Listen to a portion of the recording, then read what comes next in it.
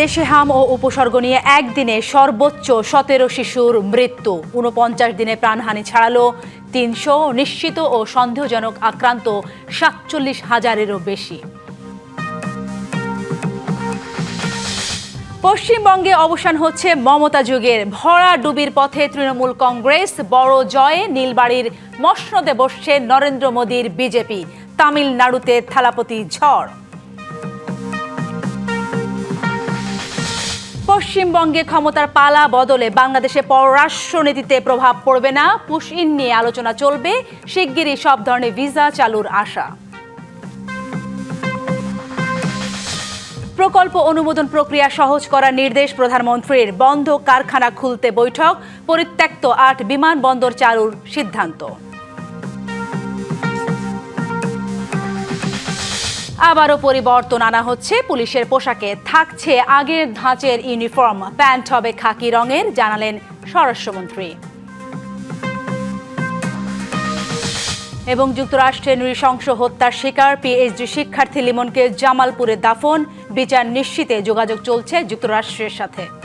এক সময়ের বিলুপ্তপ্রায় রোগে হামের ছবলে পুরো দেশ। অতি ছোঁয়াচে এই রোগটি এখন সবচেয়ে বড় আতঙ্কের নাম। হাম ও উপসর্গে তাই দিনে দিনে বড় হচ্ছে শিশু মৃত্যুর মিছিল। গেল 24 ঘন্টায় হাম ও উপসর্গে 17 শিশুর মৃত্যুর খবর দিয়েছে স্বাস্থ্য অধিদপ্তর, যা একদিনে সর্বোচ্চ মৃত্যুর রেকর্ড। এ নিয়ে 49 দিনে প্রাণ গেছে 311 শিশুর। চলতি বছরের মার্চ থেকে হাসপাতালগুলো যেন হাম আক্রান্ত শিশুদের দখলে। প্রতিদিনই হাম ও উপসর্গ নিয়ে মারা যাচ্ছে শিশু।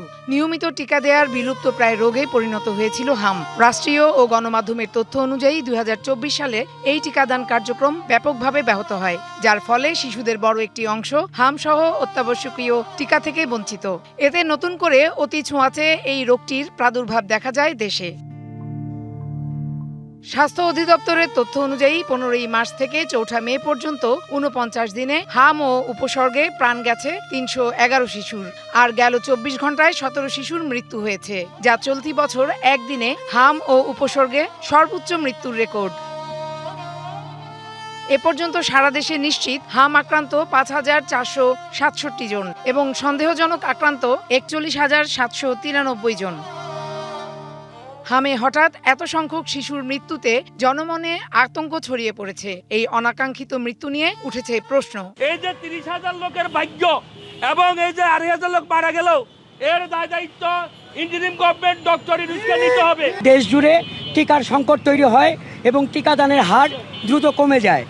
একই সঙ্গে শিশুর অপুষ্টি ও দুর্বল স্বাস্থ্য ব্যবস্থা মৃত্যুর হার বাড়িয়ে দিয়েছে। অবশ্যই তৎকালীন প্রধান উপদেষ্টা ও তার স্বাস্থ্য উপদেষ্টার দায় এটি। গণমাধ্যমে প্রকাশিত তথ্য মতে সংক্রামক রোগ নিয়ন্ত্রণে চরম অদক্ষতা ও উদাসীনতার নজির রেখেছে অন্তর্বর্তী সরকার। 2024 থেকে 25 সালের মধ্যে হাম ও রুবেলা টিকার মজুদ ফুরিয়ে যাওয়া, নিয়মিত টিকাদানে ঘাটতি এবং 2020 সালের পর থেকে দেশব্যাপী সম্পূরক ক্যাম্পেইন না হওয়াকে এ সংকটের মূল কারণ হিসেবে চিহ্নিত করেছে বিশ্ব স্বাস্থ্য সংস্থা। Farhana Juthi, DBC news, Dhaka. উদ্বেগ বাড়াচ্ছে হাম ও উপসর্গ নিয়ে প্রাণ গেছে একদিনে সর্বোচ্চ 17 শিশুর মৃত্যু, 49 দিনে প্রাণহানি ছাড়ালো 300। এ বিষয়ে আরও জানাতে যুক্ত হচ্ছেন সহকর্মী সানিয়া আহমেদ। সানিয়া, আমরা জানি হামের প্রাদুর্ভাব ও সংক্রমণ ভয়াবহ আকারে ছড়িয়ে পড়েছে এবং সেই সাথে যুক্ত হয়েছে মৃত্যুর মিছিল। আপনি আজকে সারাদিন নিশ্চয়ই বেশ কয়েকটি হাসপাতালে গেছেন। আপনার কাছে জানতে চাইব হাসপাতালগুলোর বর্তমান পরিস্থিতি কেমন দেখতে পাচ্ছেন, আর হাম নিয়ে সর্বশেষ কি তথ্য আছে আপনার কাছে? সাথী, ধন্যবাদ। যখন 2 দশকের বেশি সময় পরে হামের বর্তমান যে সংকটময় পরিস্থিতি বাংলাদেশে চলছে, তখনই আমরা হাজির হয়েছি একজন বিশেষজ্ঞ ডক্টরের সাথে, ডক্টর বেনজির আহমেদ। তার কাছে আমরা জানতে চাইব যে এই মৃত্যুর মিছিল কোনোভাবেই কমছে না। অর্থাৎ আপনি জানেন প্রায় 300 জনের কাছাকাছি মৃত্যু এবং আক্রান্ত প্রায় লক্ষাধিক। এই প্রকোপ থেকে কিভাবে মুক্তি পেতে পারে বাংলাদেশ? না, ধন্যবাদ। আসলে আমরা আগে থেকেই বলছিলাম যে আমাদের যে এবার হামের যেভাবে প্রকোপটা হয়েছে সেটা একটা মহামারী। একটা মহামারীকে মোকাবেলা করতে হলে মহামারী যেভাবে আমরা মোকাবেলা করতে চাই সেরকম একটা আমাদের প্ল্যান দরকার। এটাকে যদি জরুরি অবস্থা ঘোষণা করা যেত, স্বাস্থ্য জরুরি অবস্থা, এবং একটা যদি কন্টিনজেন্সি প্ল্যান বা আপৎকালীন কর্ম পরিকল্পনা তৈরি হতো এবং তার আদলে বরাদ্দ দেয়া, তারপরে জাতীয় একটা নির্দেশিকা তৈরি করা, সব ডাক্তার নার্সদের জরুরি ভিত্তিতে অনলাইন প্রশিক্ষণগুলো দেয়া, এগুলো যদি সবগুলো থাকতো এবং আমাদের স্বাস্থ্য মন্ত্রণালয়ে 3 জন কর্তা ব্যক্তি আছেন, একজন মন্ত্রী, একজন প্রতিমন্ত্রী, একজন উপদেষ্টা, এনাদের কাউকে একজনকে যদি এটা দায়িত্ব দেওয়া যেত যে এই হামের মহামারীটাকে মোকাবেলা করা, তাহলে আমি মনে করি এই 300-র অধিক বাচ্চার মৃত্যু আমাদের দেখতে হতো না। এটাকে অন্য স্বাভাবিক একটা রোগের মতো দেখা হচ্ছে, অন্য 8-10টা কাজের মতো দেখা হচ্ছে, তার ফলে এটা আলাদা করে গুরুত্ব পাচ্ছে না বলেই এই মৃত্যুগুলো হচ্ছে এবং আজকে সর্বোচ্চ মৃত্যু আমরা দেখলাম। স্যার বলছিলেন যে সংকটটা 2024-25 সালের থেকেই শুরু হয়েছে, যখন অন্তর্বর্তী সরকারের সময় টিকা প্রদান কিংবা আমদানিতে একটা সংকট তৈরি হয়েছিল। সেই বিষয়টা কি আপনি কতখানি গুরুত্ব সহকারে দেখছেন বলে? না, খুবই গুরুত্বপূর্ণ। কারণ হলো যে টিকা এমন একটা জিনিস যে যেটা না দিলে আপনি যে রোগের বিরুদ্ধে টিকা দিচ্ছেন সেই রোগটা হওয়ার ঝুঁকি থাকে। আর হাম এটা সুবিদিত। আমাদের দেশেও মাঝে মাঝে আমরা হামের প্রকোপ দেখেছি। কোনো জায়গায় যদি টিকা না পাওয়া যায় ঠিক মতো, তাহলে সেখানে আমরা কিন্তু হামের মহামারী দেখেছি। সেটা চিটাগাংয়ের কথা আমার মনে পড়ছে। তো সুতরাং অন্তর্বর্তীকালীন সরকারের দায় অবশ্যই যে তারা যে কোনোভাবেই হোক টিকাটা দেননি, সেটা কিনতে না পারা কিংবা টিকা দেওয়ার জন্য যে অন্যান্য অর্থ লাগে সেগুলো বরাদ্দ না দিতে পারা, এক কথায় টিকার যে গণপ্রতিরোধ করার জন্য যে কাভারেজ, হার্ড ইমিউনিটি তৈরি করার জন্য কাভারেজ, সেই কাভারেজটা হয়নি। সুতরাং এই দায়টা অন্তর্বর্তীকালীন সরকার এড়াতে পারে না। কিন্তু এখন আমরা আবার দায় দেখছি বর্তমান সরকারের, যে এই মৃত্যুর দায়গুলো তারা এড়াতে পারে না। এই সরকারের কি কার্যকর পরিকল্পনা করলে পরে এই সংকটটা থেকে আরো পরিত্রাণ পেতে পারি? আমার মনে হয় এখনো দরকার যে একজন অন্তত মন্ত্রী পর্যায়ের কাউকে একজন দায়িত্ব দেওয়া, এটা পুরো যতদিন না আমরা এটা একদিকে প্রতিরোধ করতে পারছি, অন্যদিকে মৃত্যুগুলো যেন না হয়, মৃত্যুগুলো আমরা এড়াতে পারছি। তার মানে হলো যে সর্বোচ্চ মানের চিকিৎসা দেয়া।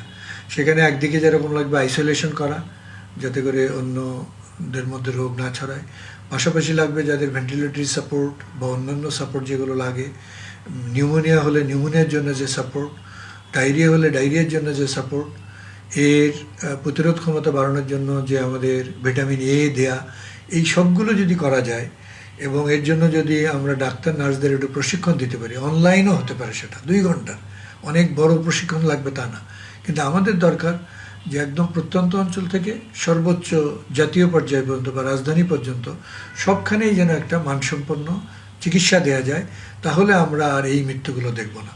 সুতরাং আমার মনে হয় আপনারা যেটা প্রশ্ন করেছেন, সরকারের উচিত এই জায়গাটায় গুরুত্ব দেওয়া যে তাদের চিকিৎসাটা সর্বোচ্চ মানের দিতে পারে। একই সাথে স্যার জানতে চাইবো যে ব্যক্তি পর্যায়ে মানুষ কি ধরনের সচেতনতা অবলম্বন করতে পারে এবং তা থেকে প্রতিকার পাওয়া যেতে পারে কিনা? না, ধন্যবাদ। এটা খুব গুরুত্বপূর্ণ যে এতদিনে আমরা বুঝে ফেলেছি যে টিকা না দিলে এই রোগটা মারাত্মকভাবে হতে পারে। সুতরাং পরিবারের প্রতি আমার অনুরোধ যে যাদের 6 মাস থেকে 5 বছর বয়স পর্যন্ত বাচ্চা আছে তাদের অবশ্যই টিকা নেবেন। সেটা তারা 1 ডোজ টিকা পাক না পাক, তাদের অবশ্যই টিকাটা নেবেন। 1। 2 নম্বর হলো, কারো যদি এই সময় জ্বর হয়, সর্দি হাঁচি কাশি হয়, চোখ লাল হয়ে যায়, অথবা নিউমোনিয়ার মতো দেখা যায়, অথবা ডায়রিয়ার মতো দেখা যায়, তাহলে অবশ্যই শিশু বিশেষজ্ঞ অথবা শিশু হাসপাতালে বা নির্দিষ্ট ওয়ার্ডে নিতে হবে এবং কোনো গাফেলতি করা যাবে না। পাশাপাশি আমাদের চিকিৎসকদেরও এটাতে সর্বোচ্চ পর্যায়ের মনোযোগ দিতে হবে, যাতে এই পরিবারগুলো আর বাচ্চা না হারায়। জি, ধন্যবাদ।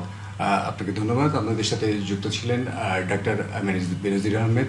তিনি জানাচ্ছিলেন বিভিন্ন এই সংকট থেকে কিভাবে পরিত্রাণ পাওয়া যায়। তো এই ছিল আমার কাছে সর্বশেষ।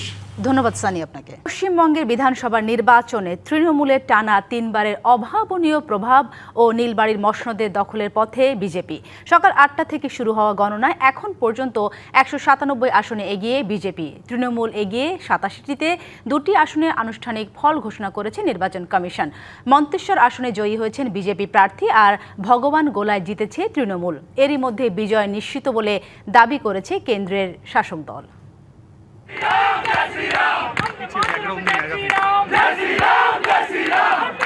পশ্চিমবঙ্গের বিধানসভা নির্বাচনে প্রায় জয়ের পথে কেন্দ্রে ক্ষমতাসীন বিজেপি। তবে ভবানীপুর আসনে বড় ব্যবধানে এগিয়ে আছেন তৃণমূল কংগ্রেস নেত্রী ও মুখ্যমন্ত্রী মমতা বন্দ্যোপাধ্যায়। গণনা অনুযায়ী ব্যবধান 16,000-এর বেশি। এই আসনে তার প্রতিদ্বন্দ্বী বিরোধী দলীয় নেতা বিজেপির শুভেন্দু অধিকারী। পঞ্চম দফার গণনা শেষে তিনি পেয়েছেন 9,000-এর বেশি ভোট। বিরোধী দলের নেতার দাবি, নির্বাচনে তার দলই সরকার গঠন করবে। বিজেপির রাজ্য সভাপতি শ্রমিক ভট্টাচার্য এরই মধ্যে বলেছেন, দলের কর্মীদের স্বপ্ন এখন বাস্তব হতে যাচ্ছে।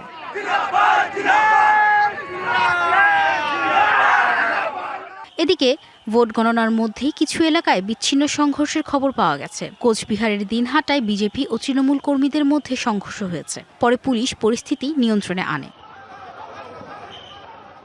এদিকে কলকাতার বিজেপি অফিসে একদিকে যেমন মিষ্টি বিতরণ হচ্ছে, তেমনি ঝালমুড়িতে মেতেছেন গেরুয়া শিবিরের কর্মী সমর্থকরা।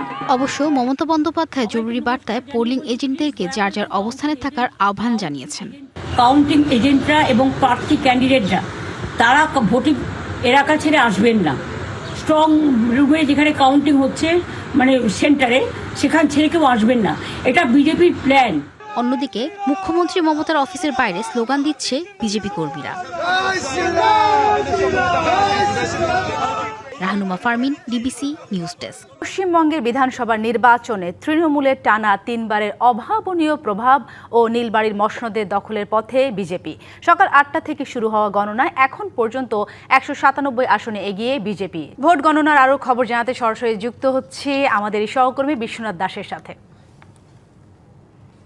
বিশ্বনাথ, পশ্চিমবঙ্গের ভোটের ফলাফল নিয়ে উত্তেজনা পারদ এখন তুঙ্গে। আমরা সবাই জানি এখন পর্যন্ত কি পর্যায়ে আছে ভোটের ফলাফল, আর কটা নাগাদ পরিপূর্ণ ফলাফল পাওয়া যাবে, সবকিছু মিলে কি তথ্য আছে আপনার কাছে? দেখুন, পূর্ণ ফলাফল পেতে এখনো কিন্তু বেশ কয়েক ঘন্টা সময় লাগবে এমনটাই কিন্তু মনে করা হচ্ছে। কেননা যে ধীর গতিতে গণনা দুপুরের পরে চলছে, তাতে কিন্তু ফলাফল আসতে অনেকটাই বেগ পেতে হচ্ছে।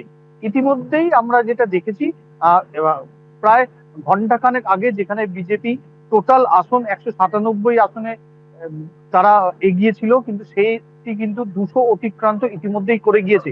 আপাতত যেটা নির্বাচন কমিশন সূত্রে আমরা জানতে পারছি যে 204টি আসনে কিন্তু বিজেপির লিড রয়েছে, যার মধ্যে ইতিমধ্যেই 39টি আসন তারা জয় লাভ করেছে। অন্যদিকে তৃণমূলের যে আসন 90 ছিল, অর্থাৎ 90টি আসনে তারা এগিয়েছিল, তার থেকে কিন্তু তৃণমূল কংগ্রেস অনেকটাই নিচে নেমে এই মুহূর্তে 82 আসনে তাদের লিড রয়েছে, যার মধ্যে 21টি আসনে তারা জয়লাভ করেছে ইতিমধ্যেই, যা নির্বাচন সূত্রে আমরা জানতে পারছি। তবে নির্বাচনের ফলাফল আসার পর থেকে বেশ কিছু বিচ্ছিন্ন ঘটনা দেখা যায়। আমরা যেইখানে এই মুহূর্তে দাঁড়িয়ে আছি, আমি অর্থাৎ হাওড়া ময়দানে, সেইখানে কিছুক্ষণ আগে রণক্ষেত্রের চেহারা নিয়েছিল তৃণমূল ও বিজেপি কর্মী সমর্থকদের জন্য। কেননা এই গণনা কেন্দ্রে 3টি গণনা কেন্দ্র হচ্ছিল বিধানসভা আসনে, যার মধ্যে 2টিতে জয়লাভ করে বিজেপি এবং 1টিতে তৃণমূল কংগ্রেস, এবং এরপরেই 2 দলের প্রতিনিধি বা কর্মী সমর্থকদের মধ্যে বাকবিতণ্ডা শুরু হয়। পরিস্থিতি সামাল দিতে পুলিশ বা সেনা কর্মীদের পক্ষ থেকে লাঠিচার্জ করিয়ে তাদেরকে কিন্তু ঘটনাস্থল থেকে সরিয়ে দেয়। এই মুহূর্তে কিন্তু চাপায় একটা উত্তেজনা ইতিমধ্যেই রয়েছে, এবং এই রকমের ঘটনার খবর কিন্তু পশ্চিমবঙ্গের বিভিন্ন জেলা থেকে উঠে আসছে, যেখানে বিক্ষিপ্ত অশান্তির খবর আমরা কিন্তু পাচ্ছি। নির্বাচন বা গণনা সুষ্ঠুভাবে হলেও তার পরবর্তীতে কিন্তু বেশ কিছু অশান্তির খবর আমরা পাচ্ছি। তবে সবের মধ্যে বিশ্বনাথ, পশ্চিমবঙ্গের ফলাফলের সাথে আমরা অধীরভাবে আগ্রহ করছি এবং বসে আছি যে ফলাফল নির্বাচনে কে জিতবে, কে জিতবে নির্বাচনে। অসংখ্য ধন্যবাদ আপনাকে। অবশেষে বাংলায় পদ্ম ফুল ফুটলো বেশ জোরালোভাবে। দীর্ঘ রাজনৈতিক লড়াইয়ের পর পশ্চিমবঙ্গ বিধানসভা নির্বাচনে তৃণমূল কংগ্রেসকে বিরাট ব্যবধানে হারালো বিজেপি। মমতা বন্দ্যোপাধ্যায়ের দলকে বসতে হচ্ছে বিরোধী দলের আসনে। ভোটে কেন তৃণমূলের এই ধস, কিভাবে বিজেপি জিতল, কেনই বা পশ্চিমবঙ্গের ভোটাররা আস্থা রাখলো হিন্দুত্ববাদের প্রচারণা চালানো বিজেপির ওপরেই? নির্বাচনে আগে বিজেপির ছকে কি এগিয়ে দিল তাদের? নরেন্দ্র মোদীজি বড় গ্যারেন্টার, আমিও ছোট গ্যারেন্টার থাকলাম। আপনারা কেউ ভয় পাবেন না। 1.5 দশকের রাজনৈতিক সমীকরণ বদলে দিয়ে এখন নতুন রাজনৈতিক অধ্যায়ে পশ্চিমবঙ্গ। টানা 3 বার রাজত্ব করা মমতা বন্দ্যোপাধ্যায়ের তৃণমূল কংগ্রেসকে পেছনে ফেলে ভূমিধস বিজয় নিয়ে নীলবাড়ির দখল নিল বিজেপি। অনেক জল ঘোলা করার পর কোন পথে হেঁটে এমন বিজয় ছিনিয়ে নিল পদ্মফুল, এ নিয়ে তুমুল আলোচনা ভারতের রাজনীতিতে। বলা হচ্ছে, এবারের ভোটে নির্বাচন কমিশনের তৎপরতা, SIR করে প্রায় 1 কোটি ভোটারের নাম বাদ দেয়া, তথ্যের অমিলের নামে 25 লাখ ভোটারকে ভোট দিতে না দেয়া, কেন্দ্রীয় বাহিনী মোতায়েন, পুলিশ কর্তা ও আমলার বদলি এবং গণনা কেন্দ্রের ভার কেন্দ্রীয় সরকারি ও রাষ্ট্রায়ত্ত সংস্থার কর্মীদের হাতে তুলে দেওয়ার সিদ্ধান্ত এই ভোটে প্রভাব ফেলেছে। এ কারণে মানুষ যেমন নির্ভয়ে ভোট দিতে পেরেছেন, তেমনি ভোট না দিলে নাগরিকত্ব নিয়ে টানাটানি হতে পারে এমন ভাবনা থেকেও ভোটাররা ভোট দিতে এসেছেন। এ কারণে 2 দফায় ভোটের হার এবার রেকর্ড 92% উপরে। এছাড়া তৃণমূলের দীর্ঘ শাসনের ক্লান্তি, ভোটারদের বড় অংশের পরিবর্তনের আকাঙ্ক্ষা পূরণে ব্যর্থতা, স্থানীয় দুর্নীতি, দলীয়করণ এবং প্রশাসনিক অসন্তোষ, এসব বিষয় কাজে লাগিয়েছে বিজেপি। পাশাপাশি নগদ প্রাপ্তির রাজনীতির মোকাবেলা করেছে নরেন্দ্র মোদীর দল। কেন্দ্রীয় শাসক দল বিজেপি, নির্বাচন কমিশন ও রাষ্ট্রীয় এজেন্সির মোকাবিলায় তৃণমূল কংগ্রেস ভোটের লড়াইকে বহিরাগত আগ্রাসনে রূপ দিতে চেয়েছিল, কিন্তু তা বাঙালি গ্রহণ করেনি। তৃণমূল ভেবেছিল SIR এর হয়রানির জবাব দিতে মানুষ বিজেপির বিরুদ্ধে বোতাম টিপবে। দেখা গেল তাদের সেই ভাবনাও ছিল ভুল। রাজনৈতিক বিশ্লেষকরা বলছেন, পশ্চিমবঙ্গে বিজেপির উত্থানের পেছনে ধর্মীয় মেরুকরণের সফল প্রয়োগ, বিচ্ছিন্ন পরিচয়কে একক হিন্দুত্ববাদী পরিচয় রূপান্তর, মুসলমান ও বিরোধী জোটের বিভাজন এবং জোট রাজনীতির ভাঙন সবচেয়ে বেশি কাজ করেছে এবারের ভোটে। সীমান্ত, বাংলাদেশি নাগরিক ও রোহিঙ্গাদের অনুপ্রবেশ, নাগরিকত্ব, ধর্মীয় পরিচয়, এসব ইস্যুতে দীর্ঘদিন প্রচার চালিয়েছে বিজেপি। পশ্চিমবঙ্গের এই পট পরিবর্তনে হিন্দুত্ববাদের রাজনৈতিক সম্প্রসারণের বড় প্রভাব পড়তে পারে বাংলাদেশের সম্পর্কেও আছে এমন শঙ্কাও। খান মোহাম্মদ মুকুল, DBC নিউজ ডেস্ক। পশ্চিমবঙ্গে যেই ক্ষমতায় আসুক, বাংলাদেশের পররাষ্ট্রনীতিতে তার প্রভাব পড়বে না। ফার্স্ট নীতির সামনে রেখে কূটনীতিক সম্পর্কে এগিয়ে যাবে বাংলাদেশ, এ কথা জানিয়েছেন পররাষ্ট্র প্রতিমন্ত্রী শামা ওবায়দ। তিনি জানান, পুশিন ও পানি চুক্তি নিয়ে ভারতের সাথে আলোচনা চলবে। সব ধরনের ভিসা শিগগিরই চালু হবে বলেও আশাবাদী প্রতিমন্ত্রী। আমরা চাইবো যে আমাদের আশেপাশে সকল দেশগুলো, ভারত সহ সকল দেশে গণতন্ত্র প্রতিষ্ঠিত হোক এবং গণতন্ত্রের বিজয় হোক। আমাদের দেশের ফরেন পলিসি আমরা আগেই বহুবার বলেছি, আজকেও বলছি যে মাননীয় প্রধানমন্ত্রীর যে foreign policy, Bangladesh first foreign পলিসিতে চলবো আমরা, সেটা অন্যান্য দেশে যেই সরকারই আসুক না কেন আমাদের ফরেন পলিসি একই থাকবে। দেশি বিদেশি বিনিয়োগ আকৃষ্ট করতে প্রকল্প অনুমোদন প্রক্রিয়া সহজ করার নির্দেশ দিয়েছেন প্রধানমন্ত্রী তারেক রহমান। সকালে সচিবালয়ে বস্ত্র ও পাট মন্ত্রণালয়ের সঙ্গে বৈঠকে এ নির্দেশনা দেন তিনি। বস্ত্র ও পাট মন্ত্রণালয়ের আওতাধীন বন্ধ কলকারখানার বর্তমান অবস্থা জানতে এবং সেগুলো খুলে দিতে করণীয় নির্ধারণে সংশ্লিষ্ট মন্ত্রণালয় এবং দপ্তরের কর্মকর্তাদের সঙ্গে এই বৈঠক করেন প্রধানমন্ত্রী। তিনি বলেন, একটি বিনিয়োগ বান্ধব পরিবেশ গড়ে তুলতে প্রতিশ্রুতিবদ্ধ সরকার। এর লক্ষ্য অর্জনে বিনিয়োগ প্রক্রিয়ায় বিদ্যমান জটিলতা দূর করার জরুরি। দীর্ঘদিন ধরে বন্ধ থাকা সরকারি কলকারখানাগুলোতে যারা আন্তরিকভাবে বিনিয়োগ করতে চান, তাদের প্রয়োজনীয় সহযোগিতা দেওয়ার আশ্বাসের কথাও বলেন বৈঠকে সরকার প্রধান। বগুড়ার ঠাকুরগাঁও সহ পরিত্যক্ত 8টি বিমানবন্দর নতুন করে চালুর সিদ্ধান্ত নিয়েছে সরকার। শিগগিরই আন্তর্জাতিক ফ্লাইট চালু হতে যাচ্ছে কক্সবাজার বিমানবন্দরে। বাজার নিয়ন্ত্রণ ও কোরবানি পশুর চামড়া সংরক্ষণে উদ্যোগ নিতে নির্দেশ দেওয়া হয়েছে ডিসিদের প্রশাসকদের। সোমবার প্রশাসক সম্মেলনের দ্বিতীয় দিনে এসব তথ্য জানান সরকারের মন্ত্রীরা। 4 দিনের জেলা প্রশাসক সম্মেলন রবিবার প্রধানমন্ত্রী উদ্বোধনের পর সোমবার দ্বিতীয় দিনে বিভিন্ন সেশনে ডিসিদের সাথে মন্ত্রী ও সংশ্লিষ্ট কর্মকর্তারা বিভিন্ন মন্ত্রণালয় ও বিভাগীয় সম্পর্কিত বিষয় নিয়ে আলোচনা করেন। গণমাধ্যমকে বেসামরিক বিমান পরিবহন ও পর্যটন প্রতিমন্ত্রী জানান, পরিত্যক্ত বিমানগুলোকে সচল রাখার সিদ্ধান্ত নেওয়া হয়েছে। আমাদের অনেক জেলায় বিমানবন্দর রয়েছে, সেগুলিকে কিভাবে অ্যাড্রেস করবেন ওনারা সে সম্বন্ধে তাদেরকে বলা হয়েছে এবং সেগুলি উন্নীত করার জন্য তাদেরকেও আমরা নির্দেশনা দিয়েছি এবং আমরা কি কি কাজ করছি সেগুলি তাদেরকে অবহিত করেছি। বেসামরিক বিমান পরিবহন ও পর্যটন মন্ত্রী জানান, 3 মাসের মধ্যে কক্সবাজার বিমানবন্দর থেকে চালু হবে আন্তর্জাতিক ফ্লাইট, আর ডিসেম্বরে চালু হবে শাহজালাল বিমানবন্দরের 3rd টার্মিনাল। আমরা মন্ত্রণালয় থেকে নির্দেশ দিয়েছি পর্যটক যারা আসবে তারা যেন নিরাপত্তাহীনতা না ভোগে। প্রথম কিন্তু এই জিনিসটা জেলা প্রশাসকের দায়িত্ব, এই জায়গাটা খেয়াল করা। কৃষিমন্ত্রী জানান, খাদ্য হিসেবে আলুর ব্যবহার কিভাবে বাড়ানো যায় সেদিক নজর রাখতে জেলা প্রশাসকদের পরামর্শ দেওয়া হয়েছে। বন্যায় প্লাবিত নিম্নাঞ্চলের ক্ষতিগ্রস্ত কৃষকদের অর্থ সহায়তা দেয়া হবে প্রধানমন্ত্রী ও দুর্যোগ ব্যবস্থাপনা মন্ত্রণালয়ের তহবিল থেকে। যে আমাদের খাদ্য অভ্যাসের ভিতরে আলুটাকে ইন্ট্রোডিউস করা যাইতে পারে কিনা, তো আছে, আরো বাড়ানো যায় কিনা। আমরা ভিন্ন প্রজাতির আলু উৎপাদন শুরু করেছি, সাকসেসফুল হয়েছি। আমরা আশা করি আগামী দিনে অনেক বড় রপ্তানি করতে পারবো। এছাড়া কোরবানি ঈদে পশুর চামড়া যেন নষ্ট না হয় সেদিকে জেলা প্রশাসকদের কার্যকর উদ্যোগ নিতে বলেছে বাণিজ্য মন্ত্রী। টিসিবির কাজের আওতা আমরা বাড়াবো। আগামী কুরবানির ঈদে আমাদের কোনো চামড়া যেন নষ্ট না হয় সেই জন্য আমরা কিছু দিক নির্দেশনামূলক পদক্ষেপ নিচ্ছি। কোনো ট্রাকে চামড়া উঠবে না, কারণ চামড়া উঠানো মানে ঢাকায় চলে আসা, তাতে আমাদের এক্সিস্টিং সেটআপের উপরে একটা লোড তৈরি হয়। এই চামড়ার কুরবানির সময় যে চামড়াটা আমাদের হাতে আসবে তার পুরোটাই ইনশাল্লাহ আমরা সংরক্ষণ করব, নষ্ট হতে দিব না। বাজারে পণ্যের দাম স্থিতিশীল রাখতে নজরদারি বাড়াতে ডিসিদের নির্দেশনাও দিয়েছে বাণিজ্য মন্ত্রী। তুষার আহমেদ, ডিবিসি নিউজ। পুলিশ সদস্যদের পোশাকে আবারও পরিবর্তন আনা হচ্ছে। আগের ধাঁচের পোশাকে ফিরছে পুলিশ বাহিনী, তবে প্যান্টের রং থাকবে খাকি। দুপুরে সচিবালয়ে ব্রিফিংয়ে এ তথ্য জানান স্বরাষ্ট্রমন্ত্রী সালাহুদ্দিন আহমেদ। সারা দেশে এবং পুলিশ বাহিনীর মধ্যে যে বিদ্যমান তাদের পোশাক আছে এটা নিয়ে কেউ সন্তুষ্ট না। পুলিশ বাহিনীর আবেদনের প্রেক্ষিতে আমরা বিষয়টা বিবেচনা করেছি।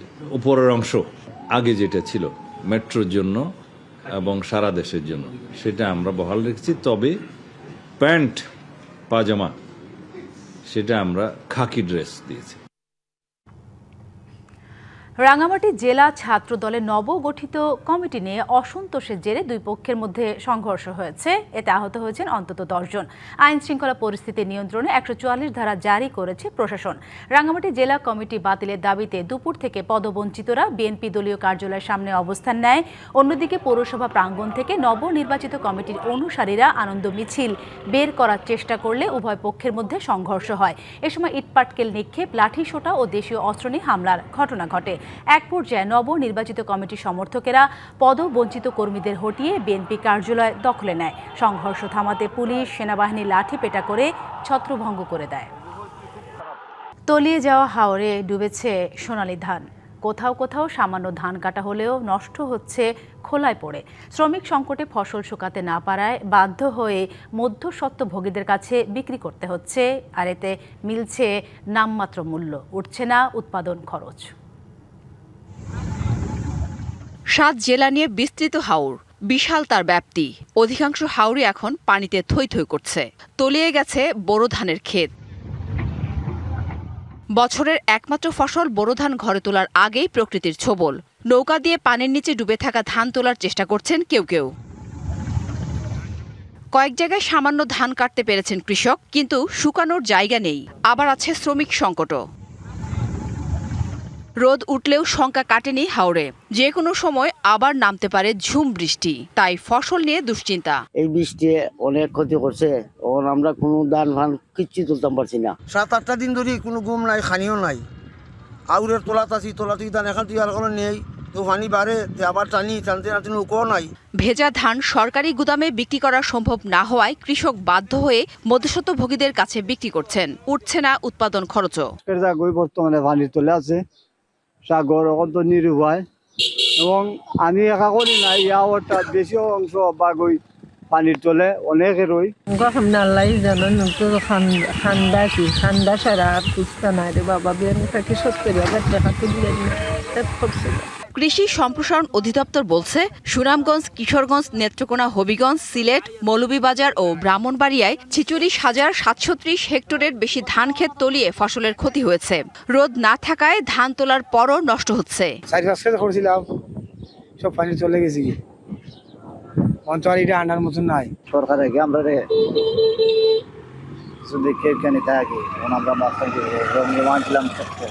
ক্ষতিগ্রস্ত কৃষকদের তালিকা তৈরি করা হচ্ছে বলে জানায় কৃষি সম্প্রসারণ অধিদপ্তর। প্রকৃত কৃষকের তালিকা করতেছি, তো এই তালিকাগুলো আমরা ইতিমধ্যেই দুর্যোগ ব্যবস্থাপনা ত্রাণ মন্ত্রণালয় এবং কৃষি মন্ত্রণালয়ে প্রেরণ করেছি। হাওরের নিচু অংশে এখনো যে পরিমাণ পানি তাতে ধান কাটার কোনো উপায় নেই। তার উপর আরও 2 দিন আছে ভারী বৃষ্টির পূর্বাভাস। জান্নাত সাথী, ডিবিসি নিউজ ডেস্ক। যুক্তরাষ্ট্রের ফ্লোরিডা অঙ্গরাজ্যে হত্যাকাণ্ডের শিকার বাংলাদেশি পিএইচডি শিক্ষার্থী জামিল আহমেদ লিমনের দাফন সম্পন্ন হয়েছে। বাদ মাগরিব জানাজা শেষে পারিবারিক কবরস্থানে দাদা দাদির কবরের পাশে দাফন করা হয়। এর আগে বিকেলে অ্যাম্বুলেন্সে করে তার মরদেহ গ্রামের বাড়ি জামালপুরের মাদারগঞ্জের লালডোবা গ্রামে পৌঁছলে হৃদয় বিদারক অবস্থার তৈরি হয়। কফিনবন্দি লিমনকে এক নজর দেখতে উপচে পড়ে মানুষের ভিড়। উপজেলার কড়াইচড়া ইউনিয়নের লালডোবা উচ্চ বিদ্যালয় মাঠে লিমনের জানাজা শেষে পারিবারিক কবরস্থানে দাফন করা হয়। এর আগে সকালে দেশে পৌঁছায় লিমনের মরদেহ। শাহজালাল বিমানবন্দরে পরিবারের কাছে মরদেহ হস্তান্তর করা হয়। এ সময় পররাষ্ট্র প্রতিমন্ত্রী শামা ওবায়দ জানান, সুবিচার নিশ্চিতের জন্য যুক্তরাষ্ট্রের সরকারের সঙ্গে যোগাযোগ চলছে।